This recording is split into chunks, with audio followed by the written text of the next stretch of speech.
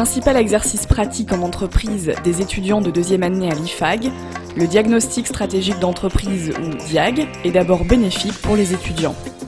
À l'issue du diagnostic d'entreprise, les étudiants acquièrent principalement des connaissances sur toutes les matières que sont la finance, les ressources humaines, le marketing, la stratégie d'entreprise, l'organisationnel et bien sûr des compétences managériales avec une prise de recul par rapport à l'entreprise, son positionnement sur le marché et puis bien sûr les grandes stratégies de l'entreprise pour son avenir. Là, on n'a pas obligatoirement des gens qui seront les plus pointus dans toute leur matière.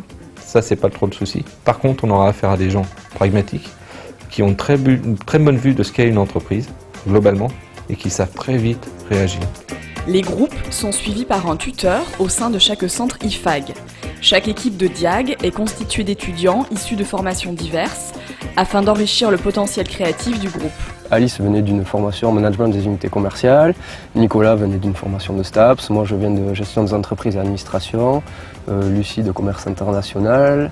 Et justement, ça nous a permis d'acquérir cette complémentarité qui nous a permis d'avancer sûrement plus vite que des groupes qui n'étaient pas aussi hétéroclites que le nôtre. Une fois le groupe constitué, l'étape suivante consiste à rechercher l'entreprise qui sera diagnostiquée. Pour la recherche d'entreprise, nous avons dressé une liste d'entreprises à prospecter à partir des critères définis par l'IFAG. Studelec est une entreprise indépendante, bien structurée et bien organisée. Elle correspondait tout à fait à nos attentes. Les IFAGiens acquièrent des connaissances, des compétences, mais aussi un nouvel état d'esprit au fur et à mesure de leur mission. Le DIAG est une force de proposition.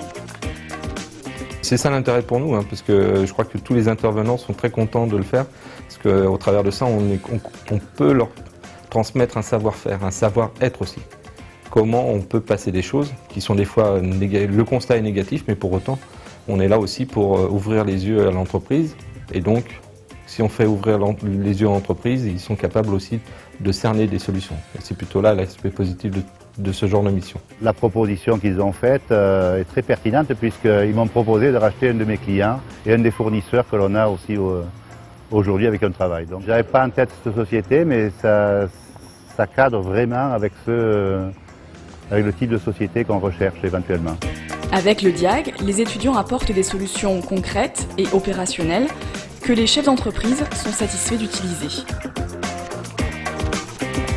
Alors la différence entre un audit et un diagnostic stratégique, c'est tout d'abord que l'audit est de toute façon concentré sur un point précis et très rarement concentré sur l'ensemble.